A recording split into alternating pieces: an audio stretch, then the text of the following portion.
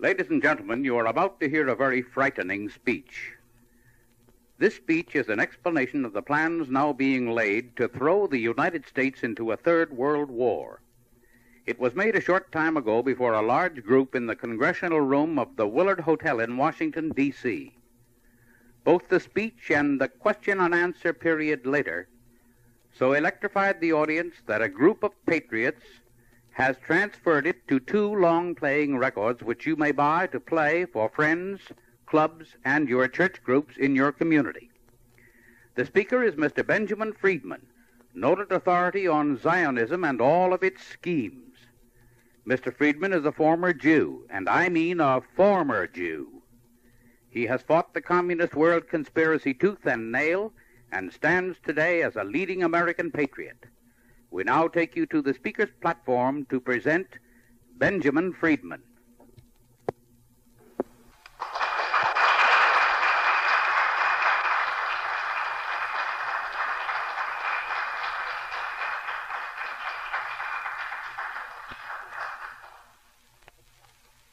What I intend to tell you tonight is something that you have never been able to learn from any other source.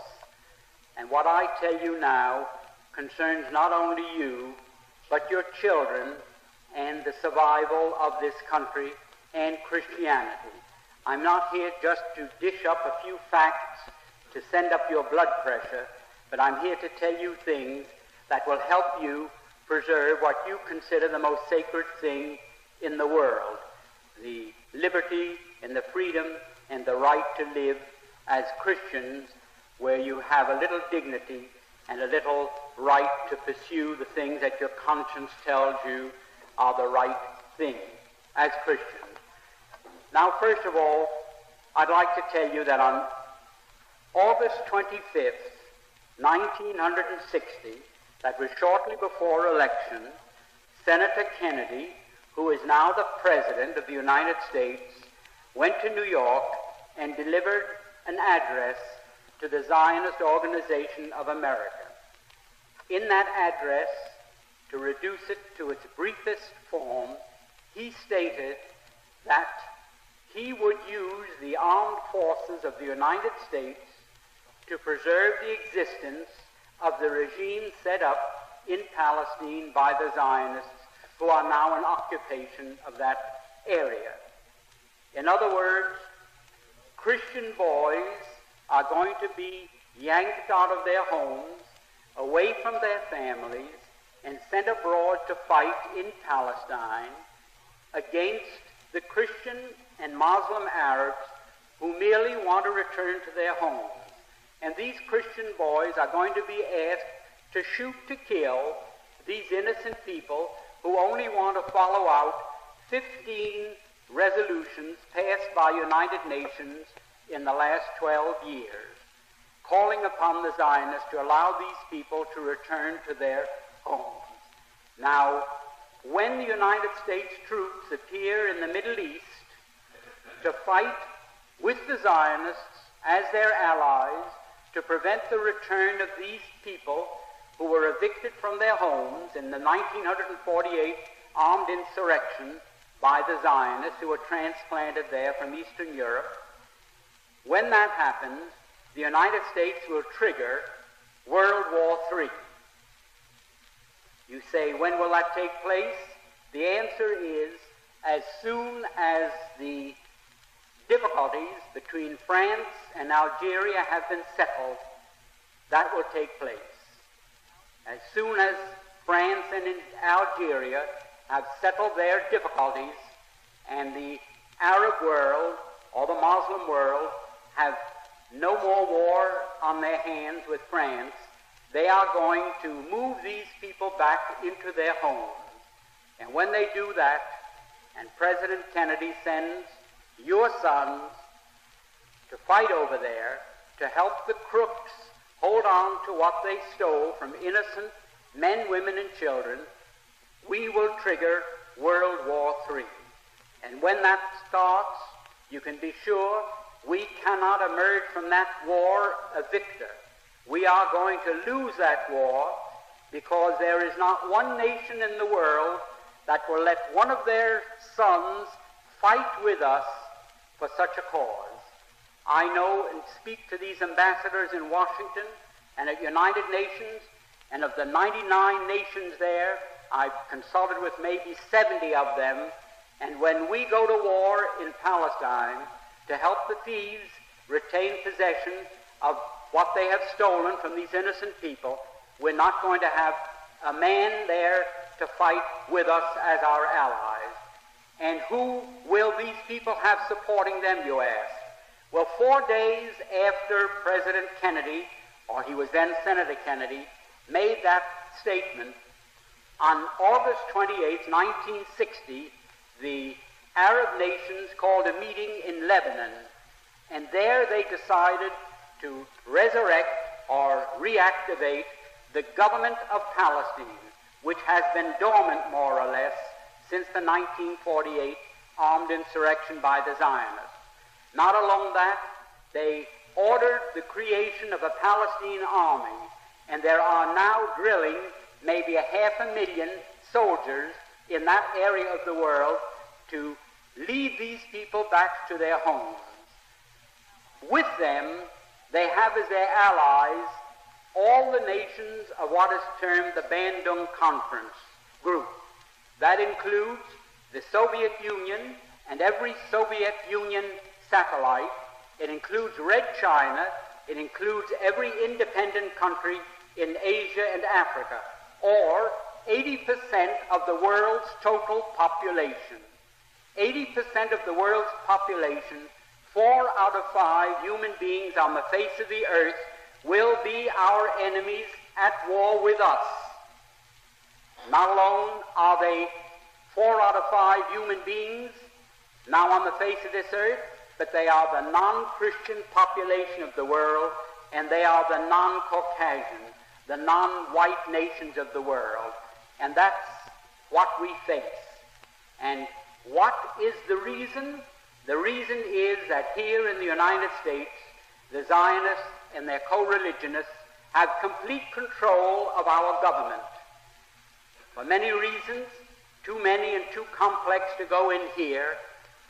At this time, I'll be glad to answer questions, however, to support that statement. The Zionists and their co-religionists rule this United States as though they were the absolute monarchs of this country. Now you say, well, that's a very broad statement to make, but let me show what happened while you were... I don't want to wear that out. Let me show you what happened while we were all asleep. I'm including myself with you. We were all asleep. What happened? World War I broke out in the summer of 1914. 1914 was the year in which World War I broke out. There are a few people here my age who remember that. Now, that war was waged on one side by Great Britain, France, and Russia, and on the other side by Germany, Austria-Hungary, and Turkey. What happened? Within 2 years, Germany had won that war. Not alone won it nominally, but won it actually. The German submarines, which were a surprise to the world, had swept all the convoys from the Atlantic Ocean, and Great Britain stood there without ammunition for her soldiers, stood there with 1 week's food supply facing her, and after that, starvation. At that time, the French army had mutinied. They lost 600,000 of the flower of the French youth in the defense of Verdun on the Somme. The Russian army was defecting. They were picking up their toys and going home. They didn't want to play war anymore. They didn't like the Tsar. And the Italian army had collapsed. Now, Germany, not a shot had been fired on the German soil. Not an enemy soldier had crossed the border into Germany. And yet, here was Germany offering England peace terms. They offered England a negotiated peace on what the lawyers call a status quo ante basis. That means let's call the war off and let everything be as it was before the war started. Well, England in the summer of 1916 was considering that seriously. They had no choice. It was either accepting this negotiated peace that Germany was magnanimously offering them, or going on with the war and being totally defeated. While that was going on, the Zionists in Germany, who represented the Zionists from Eastern Europe, went to the British War Cabinet, and I'm going to be brief because this is a long story, but I have all the documents to prove any statement that I make. If anyone here is curious or doesn't believe what I'm saying is at all possible. The Zionists in London went to the British War Cabinet and they said, look here, you can yet win this war. You don't have to give up. You don't have to accept a negotiated peace offered to you now by Germany. You can win this war if the United States will come in as your ally. The United States was not in the war at that time. We were fresh, we were young, we were rich, we were powerful.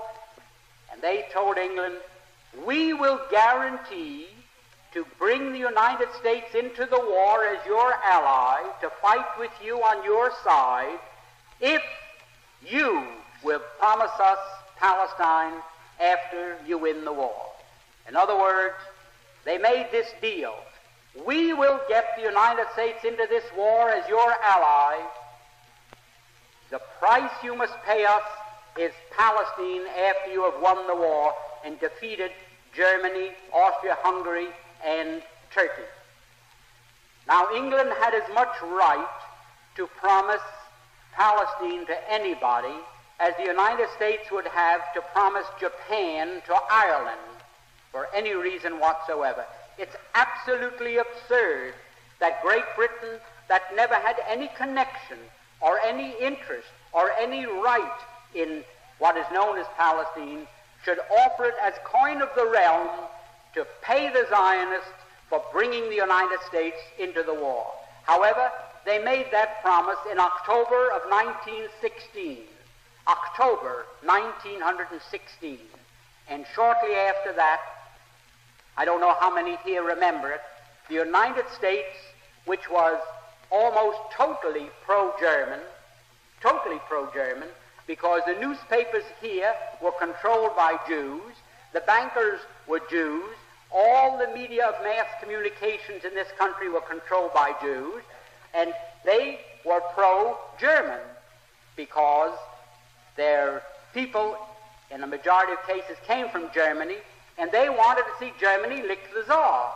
The Jews didn't like the Tsar, and they didn't want Russia to win this war.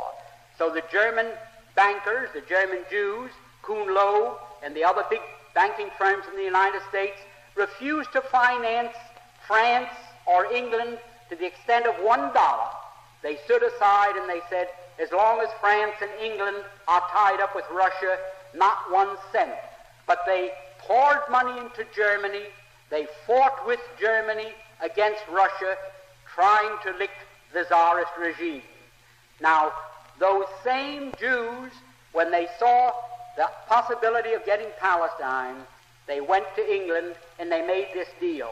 At that time, everything changed, like the traffic light that changes from red to green, where the newspapers had been all pro-German, where they'd been telling the people the difficulties that Germany was having fighting Great Britain commercially and in other respects.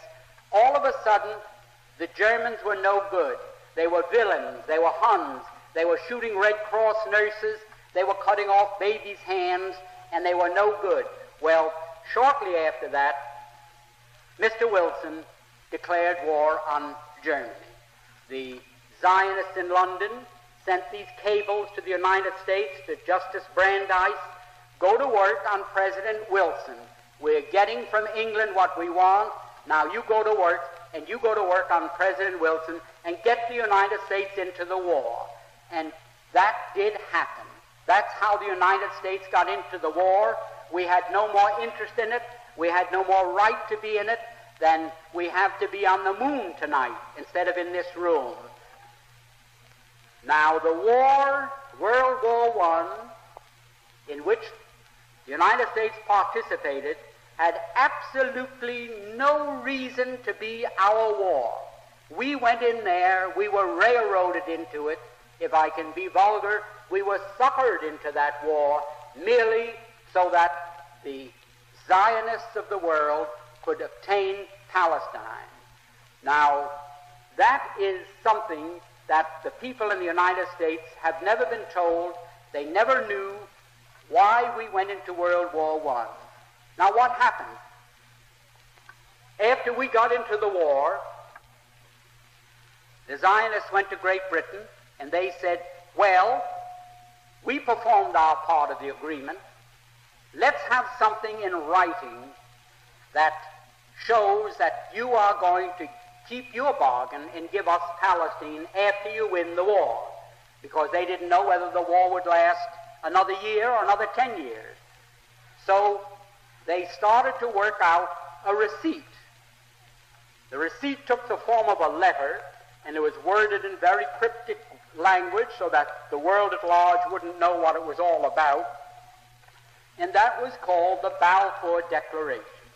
The Balfour Declaration was merely Great Britain's promise to pay the Zionists what they had agreed upon as a consideration for getting the United States into the war. So this great Balfour Declaration that you hear so much about is just as phony as a $3 bill, and I don't think I can make it more emphatic than that. Now, that is where all the trouble started. The United States was in the war.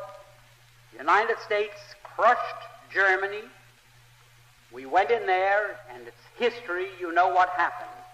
Now, when the war was ended, and the Germans went to Paris, to the Paris Peace Conference in 1919, there were 117 Jews there as a delegation representing the Jews, headed by Bernard Baruch. I was there. I ought to know. Now, what happened? The Jews at that peace conference, when they were cutting up Germany and parceling out Europe to all these nations that claimed a right to a certain part of European territory, the Jews says, how about Palestine for us? And they produced, for the first time, to the knowledge of Germans, this Balfour Declaration. So the Germans, for the first time, realized, oh, that was the game. That's why the United States came into the war. And the Germans, for the first time, realized that they were defeated.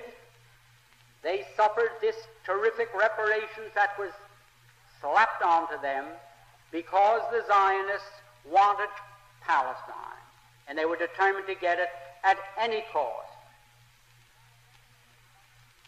Now, that brings us up to another very interesting point.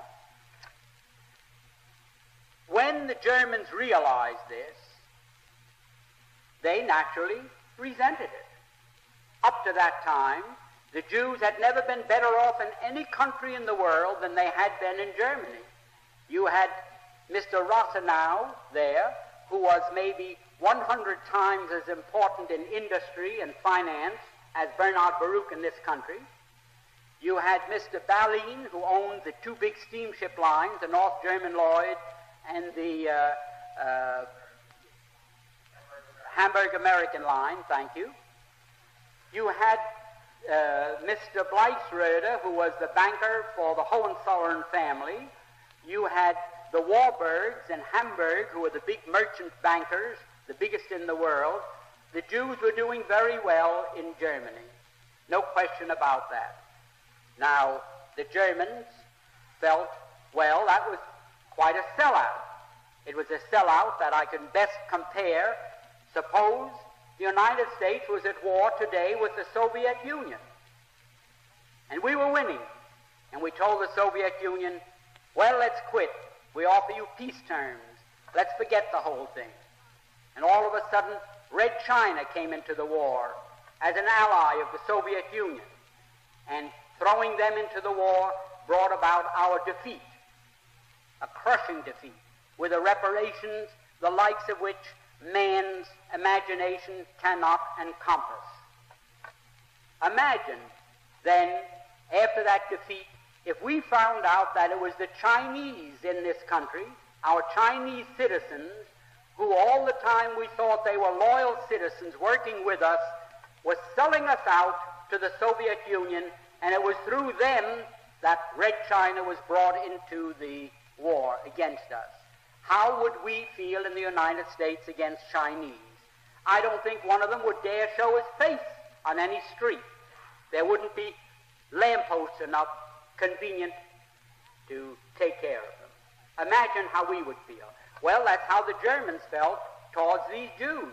We've been so nice to them, and from 1905 on, when the first communist revolution in Russia failed and the Jews had to scramble out of Russia, they all went to Germany, and Germany gave them refuge, and they were treated very nicely.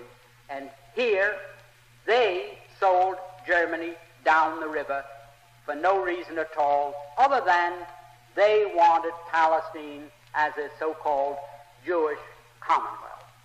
Now, Nahum, Sokolow, all the great leaders, the big names that you read about in connection with Zionism today, they, in 1919, 1920, 21, 22, and 23, they wrote in all their papers, and the press was filled with their statements, that the feeling against the Jews in Germany is due to the fact that they realized that this great defeat was brought about by our intercession and bringing the United States into the war against them. The Jews themselves admitted that. It wasn't that the Germans in 1919 discovered that a glass of Jewish blood tasted better than Coca-Cola or Münchner beer. There was no religious feeling. There was no sentiment against those people merely on account of their religious belief. It was all political. It was economic. It was anything but religious. Nobody cared in Germany whether a Jew went home and pulled down the shades and said Shema Yisrael or Our Father. No one cared in Germany any more than they do in the United States. Now, this feeling that developed later in Germany was due to one thing, that the Germans held the Jews responsible for their crushing defeat for no reason at all, because World War I was started against Germany for no reason for which they were responsible. They were guilty of nothing, only of being successful. They built up a big navy. They built up world trade. You must remember, Germany, at the time of Napoleon, at the time of the French Revolution, what was the German Reich consisted of 300 small city-states, principalities, dukedoms, and so forth. 300 little separate political entities. And between that time, between the period of between Napoleon and Bismarck, they were consolidated into one state. And within 50 years after that time, they became one of the world's great powers. Their navy was rivaling Great Britain's. They were doing business all over the world. They could undersell anybody and make better products. And what happened? What happened as a result of that? There was a conspiracy between England, France, and Russia that we must slap down Germany, because there isn't one historian in the world that can find a valid reason why those three countries decided to wipe Germany off the map politically. Now, what happened after that? When Germany realized that the Jews were responsible for her defeat, they naturally resented it. But not a hair on the head of any Jew was harmed. Not a single hair. Professor Tanzel of Georgetown University, who had access to all the secret papers of the State Department, wrote in his book and quoted from a State Department document written by Hugo Schoenfeld, a Jew who Cordell Hull sent to Europe in 1933 to investigate the so-called camps of political prisoners. And he wrote back that he found them in very fine condition. They were in excellent shape. Everybody treated well, and they were filled with communists. Well, a lot of them were Jews, because the Jews happened to be maybe 98% of the communists in Europe at that time. And there were some priests there, and ministers, labor leaders, Masons, and others who had international affiliation. Now, the Jews sort of tried to keep the lid on this fact. They didn't want the world to really understand that they had sold out Germany and that the Germans resented that. So they did take appropriate action against them. They, shall I say, discriminated against them wherever they could. They shunned them, the same as we would the Chinese or the Negroes or the Catholics or anyone in this country that sold us out to an enemy and brought about our defeat. Now, after a while, the Jews of the world didn't know what to do. So they called a meeting in Amsterdam. Jews from every country in the world attended in July 1933. And they said to Germany, you fire Hitler and you put every Jew back into his former position, whether he was a communist, no matter what he was. You can't treat us that way. And we, the Jews of the world, are calling upon you and serving this ultimatum upon you. Well, the Germans told them, you can imagine. So what did they do? They broke up. And Samuel Untermeyer, if the name means anything to people here, you want to ask the question? There were no communists in Germany at that time. There were called social democrats. Well, I don't want to go by what they were called. We're now using English words, and what they were called in Germany is not very material, but they were communists because in 1917, the communists took over Germany for a few days. Rosa Luxemburg and Karl Liebknecht and a group of Jews in Germany took over the government for 3 days. In fact, when the Kaiser ended the war, he fled to Holland because he thought the communists were going to take over Germany as they did Russia, and that he was going to meet the same fate that the Tsar did in Russia. So he left and went to Holland for safety and for security. Now, at that time, when the communist threat in Germany was quashed, it was quiet, the Jews were working still, trying to get back into their former status, and the Germans fought them in every way they could without hurting a hair on anyone's head. The same as one group, the prohibitionists, fought the people who were interested in liquor, and they didn't fight one another with pistols. They did it every way they could. Well, that's the way they were fighting the Jews in Germany. And at that time, mind you, there were 80 to 90 million Germans, and there were only 460,000 Jews. Less than 0.5% of the population of Germany were Jews. And yet, they controlled all the press, they controlled most of the economy, because they had come in and with cheap money, you know the way the mark was devalued, they bought up practically everything. Well, in 1933, when Germany refused to surrender, mind you, to the World Conference of Jews in Amsterdam, they broke up, and Mr. Untermeyer came back to the United States, who was the head of the American delegation and the president of the whole conference, and he went from the steamer to ABC and made a radio broadcast throughout the United States in which he said, "The Jews of the world now declare a holy war against Germany. We are now engaged in a sacred conflict against the Germans, and we are going to starve them into surrender. We are going to use a worldwide boycott against them that will destroy them because they are dependent upon their export business." And it is a fact that 2/3 of Germany's food supply had to be imported, and it could only be imported with the proceeds of what they exported, their labor. So if Germany could not export, 2/3 of Germany's population would have to starve. There just was not enough food for more than 1/3 of a population. Now, in this declaration, which I have here, it was printed on a whole page in the New York Times on August 7th, 1933, Mr. Samuel Untermeyer boldly stated that this economic boycott is our means of self-defense.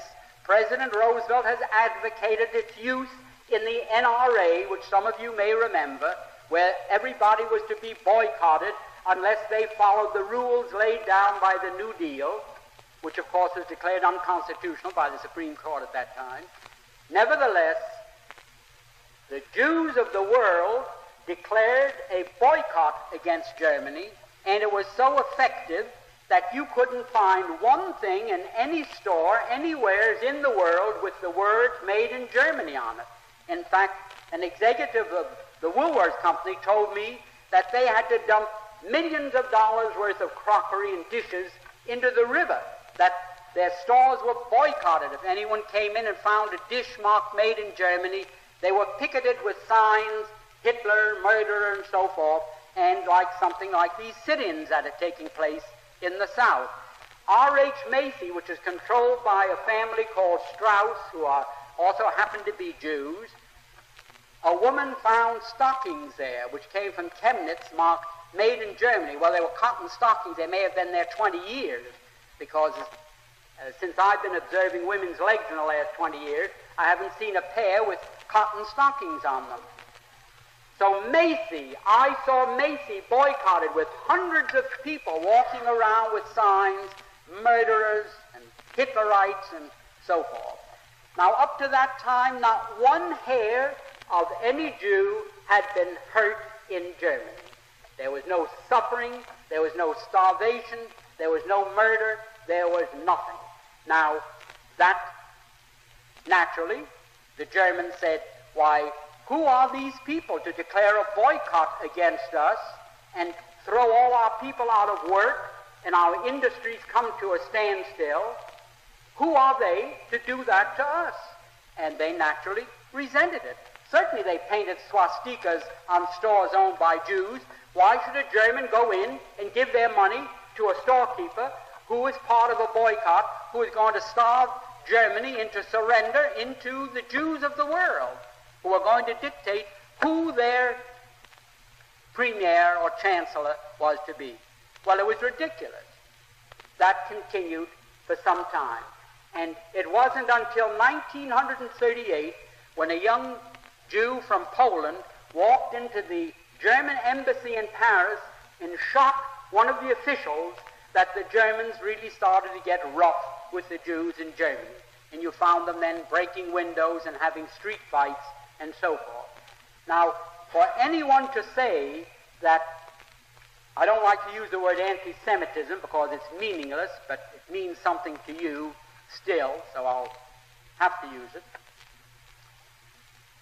The only reason that there was any feeling in Germany against Jews was that they were responsible, number one, for World War I, number two, for this worldwide boycott, and number three, did I say for World War I, they were responsible for the boycott and also for World War II, because after this thing got out of hand, it was absolutely necessary for the Jews and Germany to lock horns in a war to see which one was going to survive.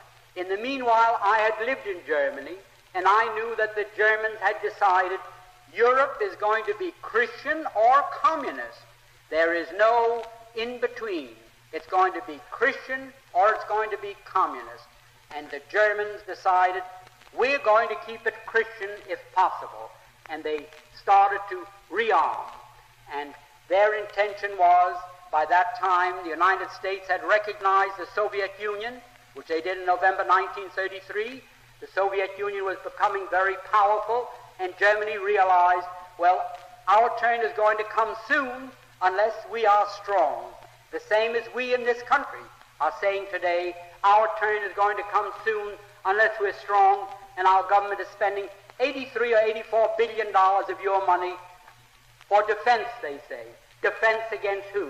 Defense against 40,000 little Jews in Moscow that took over Russia and then, in their devious ways, took over control of many other governments of the world.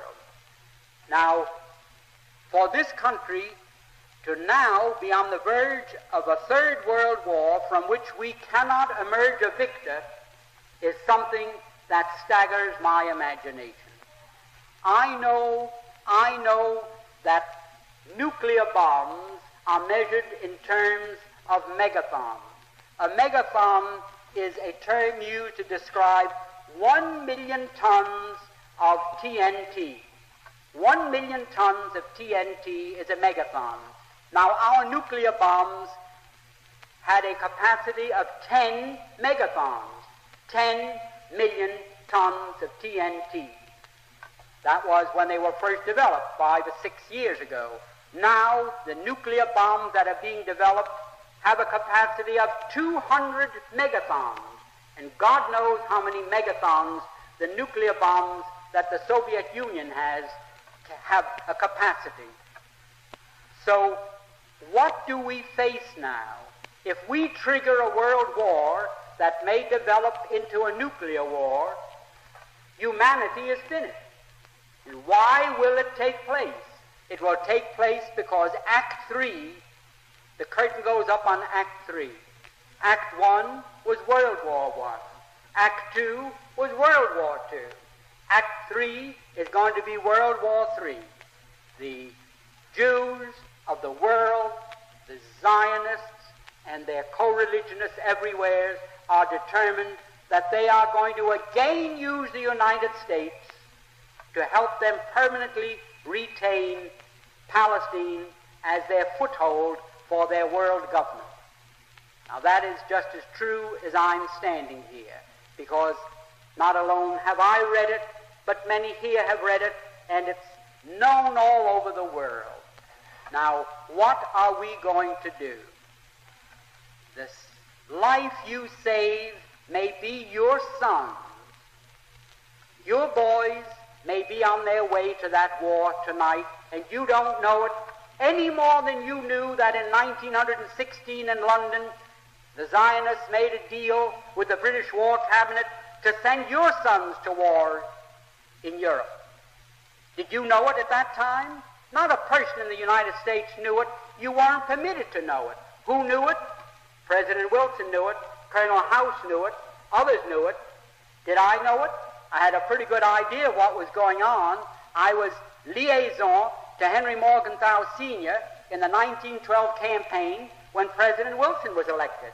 And there was talk around the office there. I was confidential man to Henry Morgenthau Sr., who was chairman of the Finance Committee, and I was liaison between him and Rollo Wells, the treasurer. So I sat in these meetings with President Wilson at the head of the table and all the others, and I heard them drum into President Wilson's brain the graduated income tax and what has become the Federal Reserve, and also indoctrinate him with the Zionist movement. And Justice Brandeis and President Wilson were just as close as the two fingers on this hand, and President Woodrow Wilson was just as incompetent when it came to determining what was going on as a newborn baby. And that's how they got us into World War I, why we all slept. Now at this moment, they may be planning this World War III, in which we don't stand a chance, even if they don't use nuclear bombs. How can the United States, about 5% of the world, go out and fight 80 to 90% of the world on their home ground. How can we do it? Send our boys over there to be slaughtered for what? So the Jews can have Palestine as their commonwealth? They fooled you so much that you don't know whether you're coming or going. Now, any judge, when he charges a jury, says, gentlemen, any witness that you find has told a single lie, you can disregard all his testimony. That is correct. I don't know from what states you come, but in New York State, that is the way the judge addresses a jury. If that witness said one lie, disregard his testimony. Now, what are the facts? The Jews, I call them Jews to you because they're known as Jews. I don't call them Jews. I refer to them as so-called Jews because I know what they are. If Jesus was a Jew, there isn't a Jew in the world today. And if those people are Jews, certainly our Lord and Savior was not one of them. And I can prove that. Now what happened? The Eastern European Jews, who form 92% of the world's population, of those people who call themselves Jews, were originally Khazars. They were a warlike tribe that lived deep in the heart of Asia. And they were so warlike that even the Asiatics drove them out of Asia into Eastern Europe. And to reduce this, so you don't get too confused about the history of Eastern Europe, they set up this big Khazar kingdom, 800,000 square miles. Only there was no Russia, there were no other countries, and the Khazar kingdom was the biggest country in all Europe. So big and so powerful that when the other monarchs wanted to go to war, the Khazars would loan them 40,000 soldiers. That's how big and powerful they were. Now, they were phallic worshippers, which is filthy. I don't want to go into the details of that now. It was their religion, the way it was the religion of many other pagans or barbarians elsewhere in the world.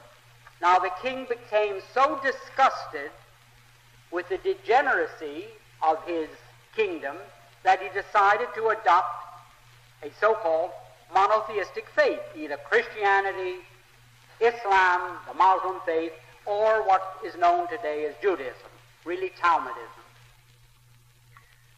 Mr. Friedman's address will be continued on the second recording, along with a question and answer period between Mr. Friedman and the audience. Now, the king became so disgusted with the degeneracy of his kingdom that he decided to adopt a so-called monotheistic faith, either Christianity, Islam, the Muslim faith, or what is known today as Judaism, really Talmudism. So, like spinning a top, he said, eeny, meeny, miny, mo, and he picked out so-called Judaism. And that became the state religion, and he sent down to the Talmudic schools of Pelham Bifa and Surah, and brought up thousands of these rabbis with their teachings, and he opened up synagogues and schools in his kingdom of 800,000 people, 800,000 square miles, and maybe 10 to 20 million people, and they became what we call Jews. There wasn't one of them that ever had an ancestor that ever put a toe in the Holy Land, not alone in Old Testament history, but back to time, the beginning of time. Not one of them. And yet they come to the Christians and they ask us to support their armed insurrection in Palestine by saying, well, you want to certainly help repatriate God's chosen people to their promised land, their ancestral homeland. It's your Christian duty. We gave you one of our boys as your Lord and Savior. You now go to church on Sunday and kneel, and you worship a Jew, and we are Jews. Well, they were pagan Khazars who were converted just the same as the Irish. And it's just as ridiculous to call them people of the Holy Land as it would be. There are 54 million Chinese Muslims. 54 million. And Muhammad only died in 620 A.D., so in that time, 54 million Chinese have accepted Islam as their religious belief. Now imagine in China, 2,000 miles away from Arabia, where the city of Mecca is located, where Muhammad was born, imagine if the 54 million Chinese called themselves Arabs. Imagine. Why, you'd say they're lunatics. Any man that believes that those 54 million Chinese are Arabs must be crazy. All they did was adopt as a religious faith a belief that had its origin in Mecca, in Arabia. The same as the Irish.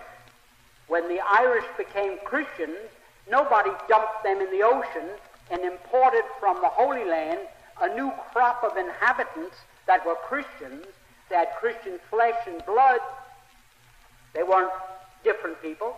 They were the same people, but they had accepted Christianity as their religious faith.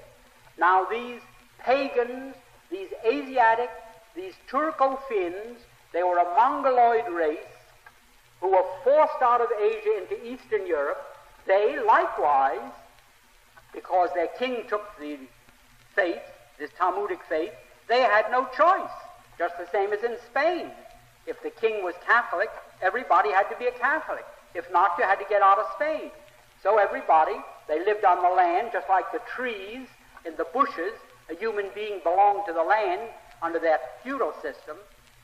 So they all became what we call today Jews. Now imagine how silly it was for the Christians, for the great Christian countries of the world to say, we're going to use our power, our prestige, to help repatriate God's chosen people to their ancestral homeland, their promised land. Now, could there be a bigger lie than that? Could there be a bigger lie than that? And because they control the newspapers, the magazines, the radio, the television, the book publishing business, they have the ministers in the pulpits, they have the politicians on the soapboxes talking the same language, so naturally you'd believe black is white if you heard it often enough. You wouldn't call black black anymore, you'd start to call black white, and nobody could blame you. Now, that is one of the great lies, that is the foundation of all the misery that has befallen the world. Because after 2 wars fought in Europe, World War I and World War II, if it wasn't possible for them to live in peace and harmony with the people in Europe, like their brethren are living in the United States, what were the 2 wars fought for? Did they have to, like you flush the toilet because they couldn't get along? Did they have to say, well, we're going back to our homeland, and you Christians help us? I can't understand yet how the Christians in Europe could have been that dumb, because every theologian, every history teacher knew the things that I'm telling you. But they naturally bribed them, shut them up with money, stuffed their mouth with money, and now I don't care whether you know all this or not. It doesn't make any difference to me whether you know all these facts or not. But it does make a big difference to me. I've got in my family boys that will have to be in the next war.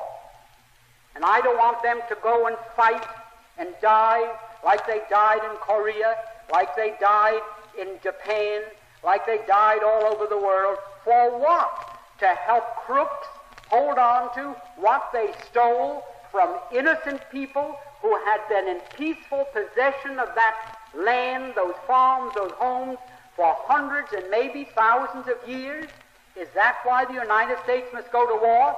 Because the Democratic Party wants New York State, the electoral votes, Illinois, the electoral votes, in Pennsylvania, the electoral votes, which are controlled by the Zionists and their co-religionists, the balance of power.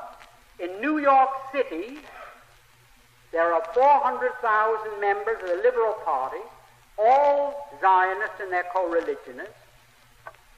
And New York State went for Kennedy by 400,000 votes. Now, I don't blame Mr. Kennedy. I'm fond of Mr. Kennedy. I think he's a great man. I think he can really pull us out of this trouble if we get the facts to him. And I believe he knows a great deal more than his appointments indicate he knows. He's playing with the enemy. Like when you go fishing, you've got to play with the fish. Let him out and pull him in, and let him out and pull him in. But knowing Mr. Kennedy's father and how well informed he is on this whole subject and how close Kennedy is to his father, I don't think Mr. Kennedy is totally in the dark. But I do think that it is the duty of every mother, every loyal Christian, every person that regards the defense of this country as a sacred right, that they communicate not with their congressman, not with their senator, but with President Kennedy, and tell him, I do not think that you should send my boy or our boys wearing the uniform of the United States of America and under the flag that you see here, our red, white, and blue, to fight there to help keep in the hands of thieves that which they have stolen. I think everyone should not alone write once, but keep writing and get your friends to write. Now, I could go on endlessly and tell you these things to support what I have just asked you to do, but I don't think it's necessary to do that. You're above the average group in intelligence, and I don't think it's necessary to impress this anymore. But I want to tell you one more thing. You talk about, the Jews. Why the Jews? Christianity. Why we got Christianity from the Jews. And the Jews gave us Jesus, and the Jews gave us our religion. But do you know that on the Day of Atonement that you think is so sacred to them, that on that day, and I was one of them. This is not hearsay. I'm not here to be a rabble-rouser. I'm here to give you facts. When on the Day of Atonement you walk into a synagogue, the very first prayer that you recite, you stand, and it's the only prayer for which you stand, and you repeat 3 times a short prayer, the Kal Nidra. You enter into an agreement with God Almighty that any oath, vow, or pledge that you may make during the next 12 months, any oath, vow, or pledge that you may take during the next 12 months shall be null and void. The oath shall not be an oath. The vow shall not be a vow. The pledge shall not be a pledge. They shall have no force and effect, and so forth and so on. And further than that, the Talmud teaches, don't forget, whenever you take an oath, vow, and pledge, remember the Kal Nidra prayer that you recited on the Day of Atonement, and that exempts you from fulfilling that. How much can you depend upon their loyalty? You can depend upon their loyalty as much as the Germans depended upon it in 1916. And we're going to suffer the same fate that Germany suffered, and for the same reason. You can't depend upon something as insecure as the leadership that is not obliged to respect an oath, vow, or pledge. Now, I could go on and recite many other things to you, but I would have a little respect for your time, and you want to really get through with all this. Tomorrow is going to be a long day. Now, I want to say one thing. You asked me, well, you think to yourself, well, how did this fellow get mixed up in this the way he got mixed up in it? Well, I opened my mouth in 1945, and I took big pages in newspapers and tried to tell the American people what I'm telling you. And one newspaper after another refused the advertisement. And when I couldn't find a newspaper to take them, I paid cash, not credit. What happened? My lawyer told me, Well, there's an editor over in Jersey with a paper. He'll take your announcement. So I was brought together with Mr. McGinley, and that's how I met him. So somebody told me, the lawyer who introduced me, who was the son of the dean of the Methodist bishops, he said, well, I think he's a little anti-Semitic. I don't know whether I can get him over here. So he brought him over to my apartment, and we hit it off wonderfully and have since then. Now, I say this, and I say it without any qualification, I say it without any reservation, and I say it without any hesitation. If it wasn't for the work that Mr. Conde McGinley did with common sense, he's been sending out from 1,800,000 to 2 million every year. If it wasn't the work that he'd been doing, sending those out for 15 years now, we would already be a communist country. Nobody has done what he did to light fires. Many of the other active persons in this fight learned all about it for the first time through common sense. Now, I have been very active in helping him all I could. I'm not as flush as I was. I cannot go on spending the money. I'm not going to take up a collection, don't worry. I see 5 people getting up to leave. I haven't got the money that I used to spend. I used to print 250,000 of them out of my own pocket and send them out. Mr. McGinley, when I first met him, had maybe 5,000 printed and circulated them locally. So I said, with what you know and what I know, we can really do a good job. So I started printing in outside shops and big newspaper companies 250,000 and paid for them. Well, there's always a bottom to the barrel. I suppose we've all reached that time. Well, I'm not so poor that I can't live without working, and that's what worries the Anti-Defamation League. I can just get by without going and asking for a job or getting on the breadline. But Mr. McGinley is working, he's sick in bed, and he's going at this stronger than ever. And all I want to say is that they want to close up common sense more than any other single thing in the whole world as a death blow to the fight Christians are making to survive. So I want to just tell you this. All they do is circulate rumors.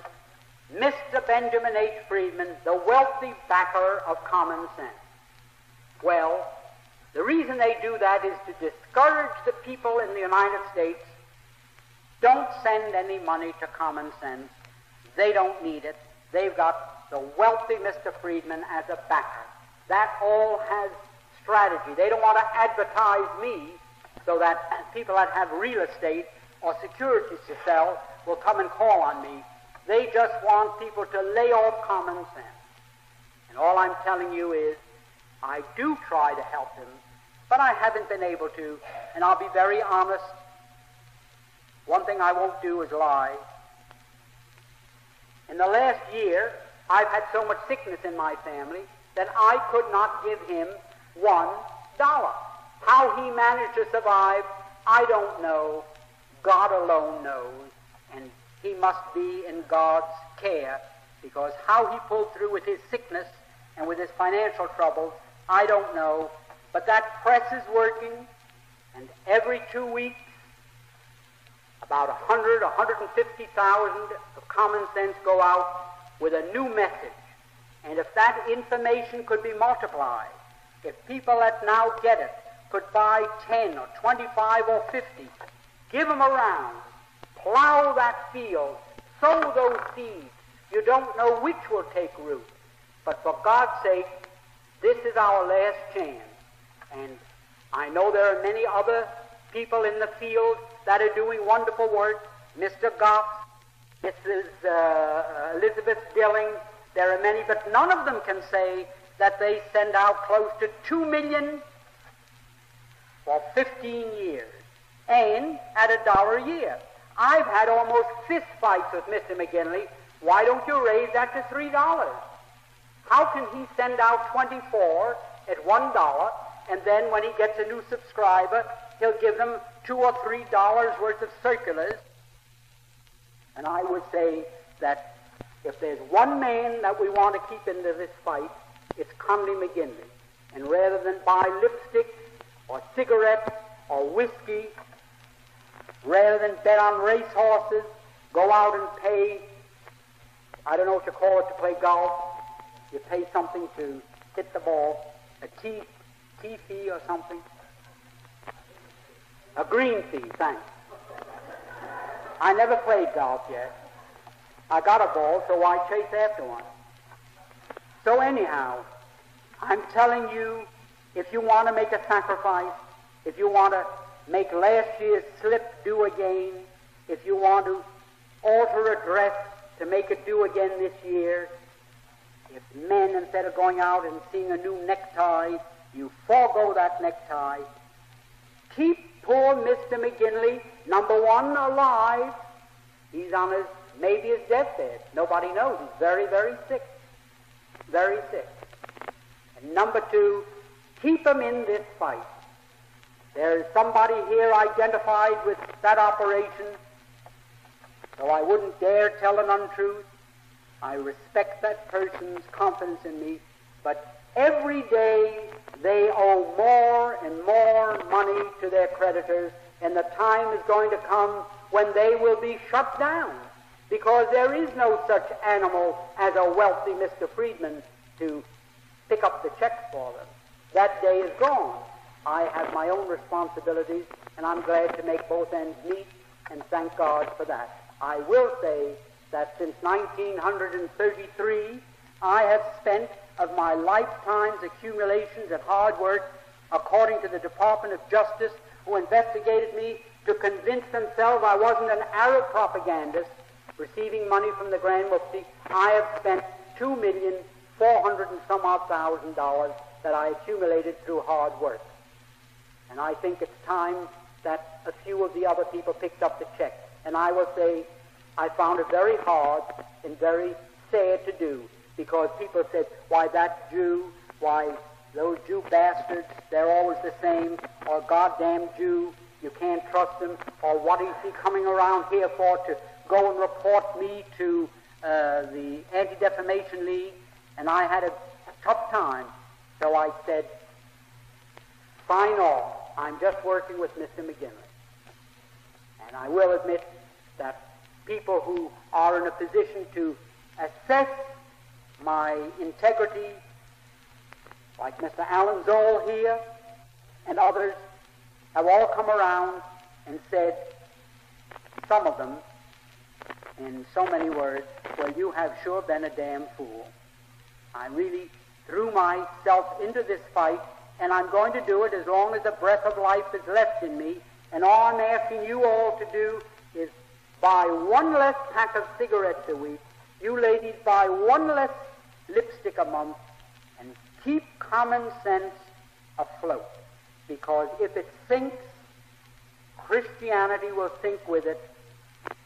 And mark my words, I hope it will never come to pass. But if you don't, you will see it come to pass. Now, is there anyone who would like to ask me a question? I'd like you to ask anything that's on your conscience, no matter what it is. All right, I'll comment on that. Now, I don't want to get into this question. It's rather deep, but you all have a very high degree of intelligence, so I'm going to make an attempt. In the time of Bible history, there was a geographic area known as Judea. Judea was a province of the Roman Empire. Now, a person who lived in Judea was known as a Judean, and in Latin it was Judaeus, and in Greek it was Judaios. Those are the two words, Greek and Latin, for a Judean. Now, the word in Latin and Greek, there is no such letter as J, and the first syllable of Judaeus and Judaios starts Jew. Now, When the Bible was written, it was first written in Greek, Latin, Canantish, Syriac, Aramaic, all those languages. Never was the word Jew in any of them, because the word didn't exist. Judea was the country, and the people were Judeans, and Jesus was referred to only as a Judean. I have seen the earliest scripts available. I'm always at the American Bible Society, and there was no such thing. In 1345, a man by the name of Wycliffe in England thought it was time to translate the Bible into English. There was no English edition of the Bible because who the devil could read? It was only the educated church people who could read Latin and Greek, Syriac, Aramaic, and the other languages. Anyhow, Wycliffe thought, I'm going to make this translation into English. And he did. But in it, he had to look around for some words for Judaeus and Judaius. There was no English word because Judea had passed out of existence. There was no Judea. People had long ago forgotten that. So he, in the first translation, used a word in referring to Jesus as G-Y-U, Jew. The first translation of the Bible, of the Scriptures into English, Jesus was referred to as G-Y-U, Jew. There was no printing press. Now, between 1345 and the 17th century, when the printing press came into use, that word passed through so many changes. I have them all here. If you want, I can read them to you. I will.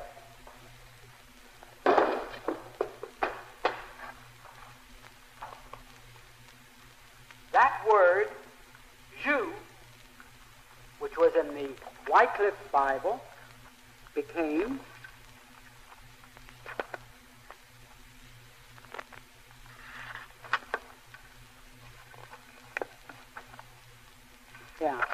it was first G-Y-U, Jew, then G-I-U, Jew, then I-U, Jew, because the I in Latin is pronounced like the J, like Julius Caesar is I-U-L. There is no J in Latin.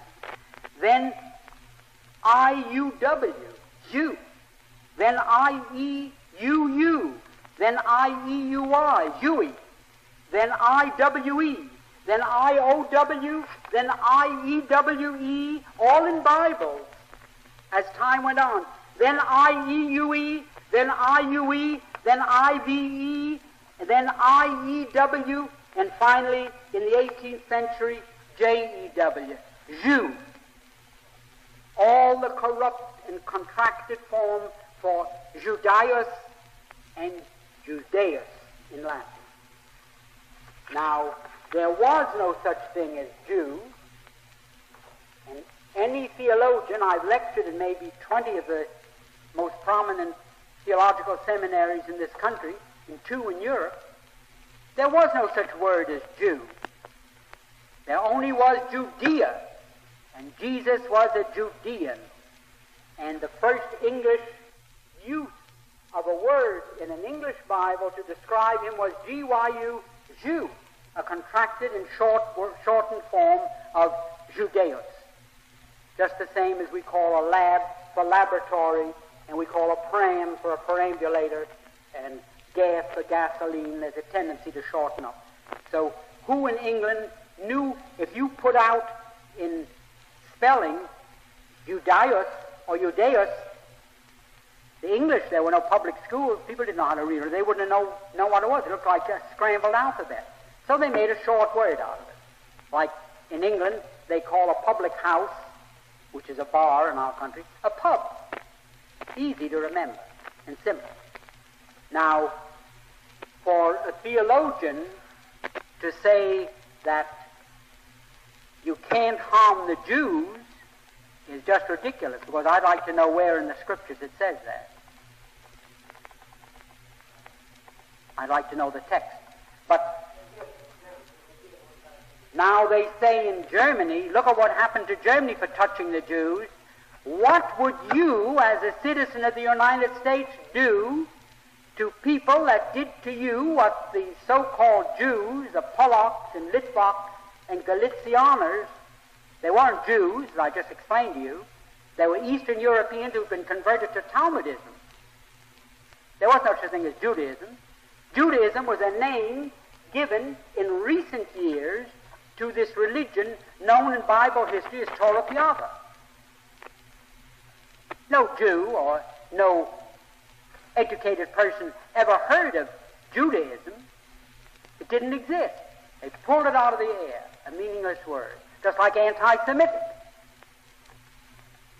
The Arabs are the Semites, and the Christians go around talking about people who don't like Jews as anti-Semites, and they call all the Arabs anti-Semites. The only Semites in the world are the Arabs. There isn't one Jew who's a Semite. They're all Turco-Fin Mongoloids, the Eastern European Jews.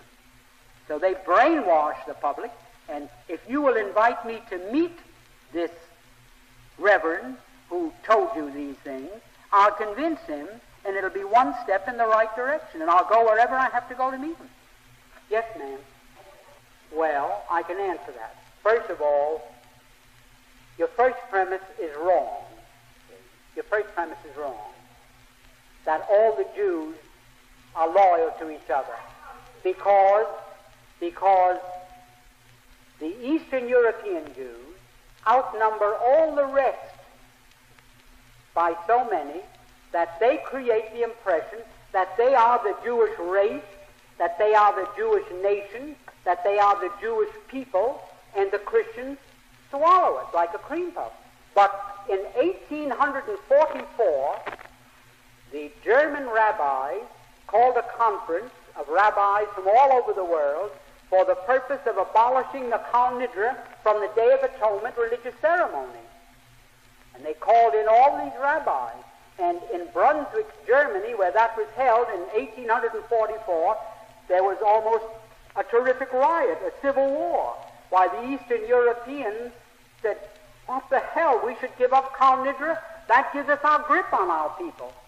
We give them a franchise so that they can tell the Christians, go to hell, we'll make any deal you want, but they don't have to carry it out. That gives us our grip on our people. So they're not so united, and if you knew the feeling that exists, now I'll also show you from an official document by the man responsible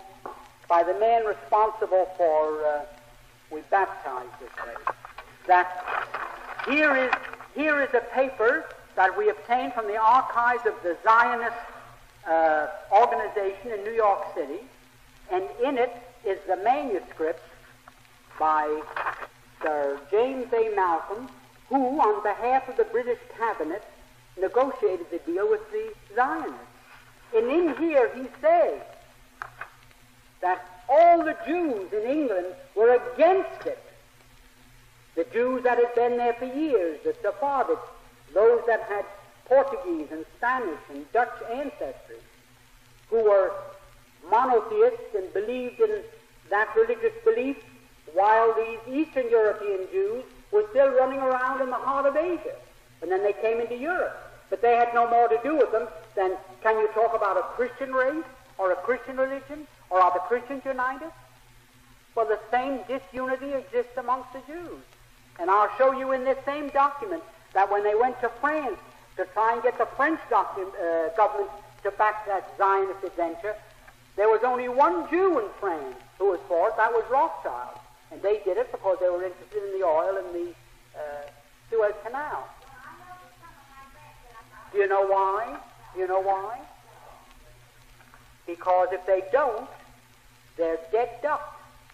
They come around and they tell you how much you must give. And if you don't, oh, you're anti-Semitic. Then none of their friends will have anything to do with them, and they start a smear campaign, and you've got to give. In New York City, in the Garment Center, there are 12 manufacturers in the building, And when the drive is on to sell Israel bonds, the United Jewish Drive, they put a big scoreboard with the names of the firms, and opposite them, as you make the amount they put you down for, they put a gold star.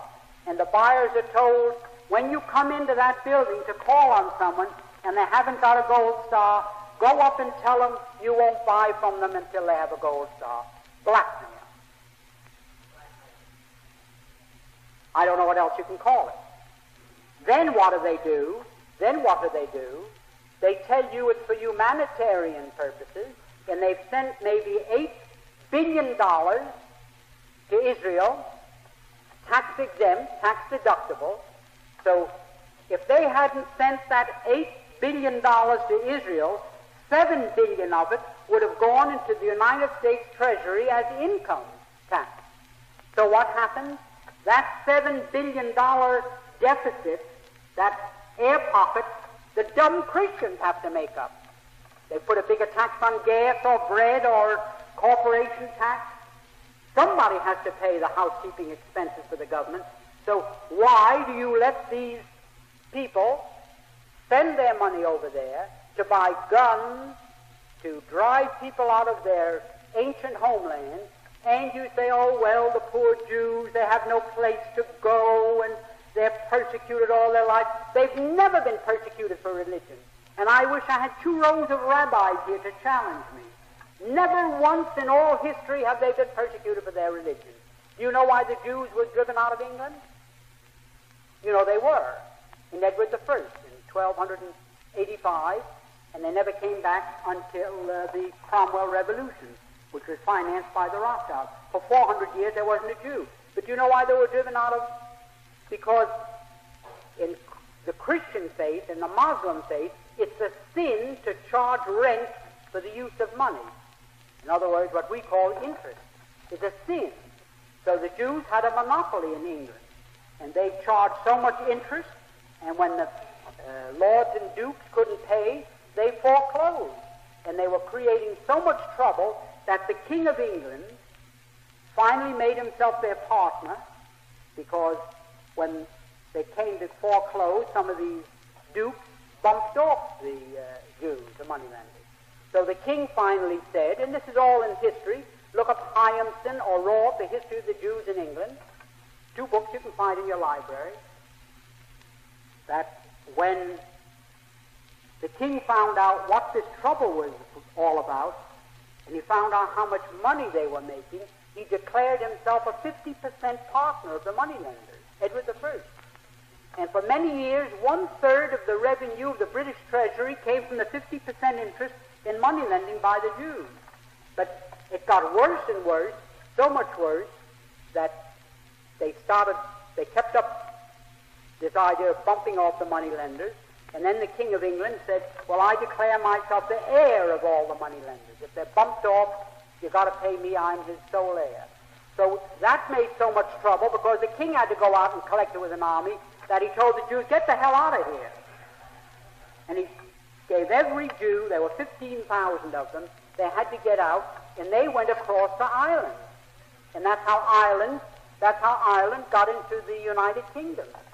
When King Edward found out what they were doing, he said, well, if anybody takes that nice island over there, I'm going to take it for myself.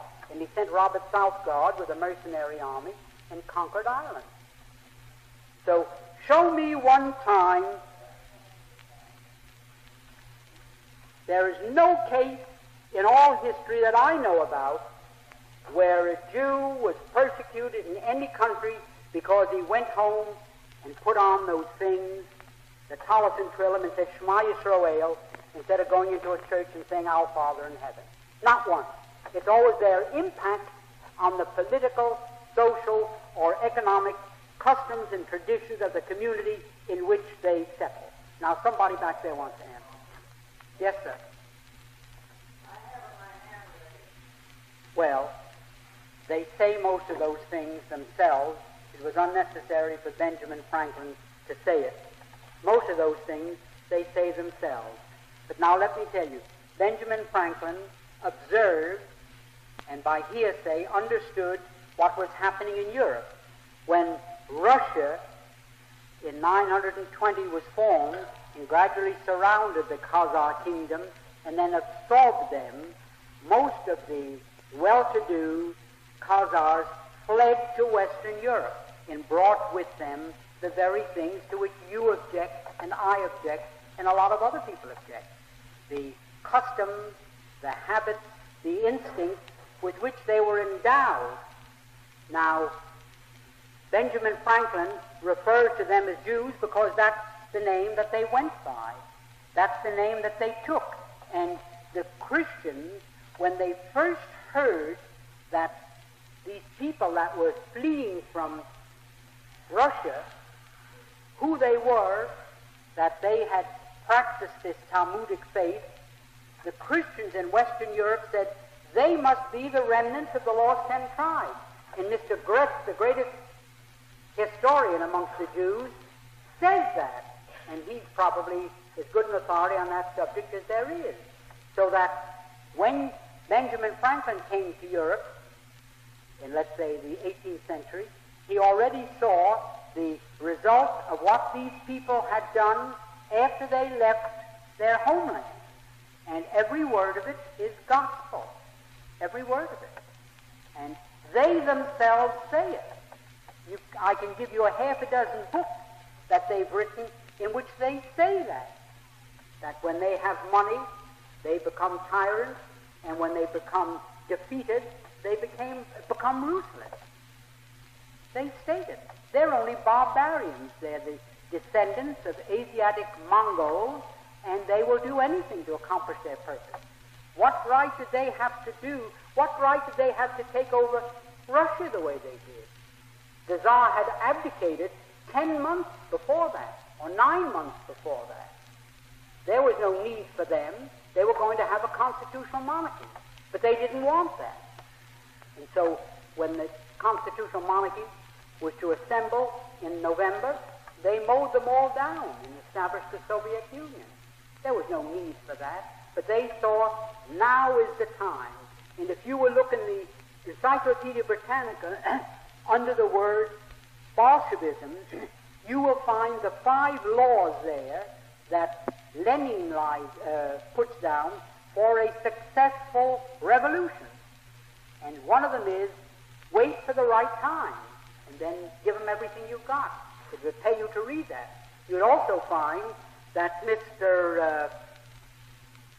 Harold Lasky, who wrote the article for the Encyclopedia Britannica, states that the Jews conceived and created and cultivated the communist movement, and that their energy made them the spearhead of the movement. Harold Lasky wrote it, and no one knew more about communism than he. And the Encyclopedia Britannica for 25 years has been printing it. What more do you want? Anybody else?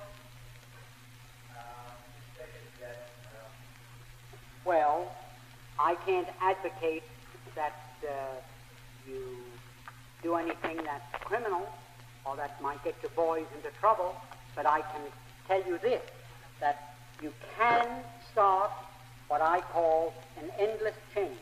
If you can get your friends to write, objecting to it. Here is the statement. Mr. Kennedy's office gave me this himself. Mr. Smith, who succeeded Mr. Kennedy, took over his office, was in his office and gave me this for release to AM, that means morning papers, August 26th. He delivered this on the 25th. And it says here, Israel is here to stay. That Israel is here to stay. It is a national commitment, special obligation on the Democratic Party. The White House must take the lead. American intervention. We will act promptly and decisively against any nation in the Middle East which attacks its neighbor. I propose that we make clear to both Israel and the Arab states our guarantee that we will act with whatever force and speed are necessary to halt any aggression by any nation. Well, do you call the return of people to their homeland aggression? Is Mr. Kennedy going to do that? Suppose 3 million Mexicans came into Texas and drove the 6 million Texans into the deserts of Arizona and New Mexico. Suppose these Mexicans were slipped in there, armed, the Texans are disarmed, and one night they drove them all out of Texas, and they declared themselves the Republic of the Alamo. What would the United States say? Would we say it's aggression for these Texans to try to get their homes back from these Mexican thieves? Suppose the Negroes in Alabama were secretly armed by the Soviets, and overnight they rose up and drove all the whites into the swamps of Mississippi and Georgia and Florida. Drove them out completely, and they declared themselves the Republic of Ham or the Republic of something or other. Would we call it aggression if these people, the whites of Alabama, tried to go back to their homes? What would we think if the Soviet Union says, no, those Negroes now occupy them, let them there? Or if the Soviet Union said, no, those Mexicans are in Texas, they declared themselves a sovereign state, leave them there. You have plenty of room in Utah and Nevada. Settle them elsewhere. Would we call it aggression if the Alabama whites or the Texans wanted to go back to their homes? So now you've got to write to President Kennedy and say, we do not consider it aggression in the sense that you use the word if these people want to return to their homes, as United Nations 15 times in the last 12 years called upon the Zionists in occupation of Palestine to allow these people to return to their former homes and farms. Now, I'm sure that Kennedy is smart, and when he used the word aggression, he may have had in the back of his mind, well, maybe I can get out of this. You can't call it aggression if people merely want to get back to their homes. You have just heard an address by Benjamin H. Friedman, World Authority on the Communist Conspiracy and its treasonous aims to unleash the United States into a third world war. Mr. Friedman's talk has been recorded on two 12-inch long playing records, which can be played on any home phonograph. You can purchase these two recordings for a total of $6. Order them from Christian Education Association, Union, New Jersey, the publishers of Common Sense, America's newspaper against communism, reaching more people than any anti-communist newspaper in the world. The subscription price to Common Sense is only $1 a year. Every real American home should have both of these long-playing records to play for friends who visit, before church groups, patriotic and veterans organizations, and civic and women's clubs. The address for your two recordings is on the label of the record you just heard, but we repeat it now for your convenience to get your copies of this, the Third World War. Mail your check or money order to Christian Education Association, Union, New Jersey. $6 for both records, $1 for a year's subscription to Common Sense. Get them both. Thank you.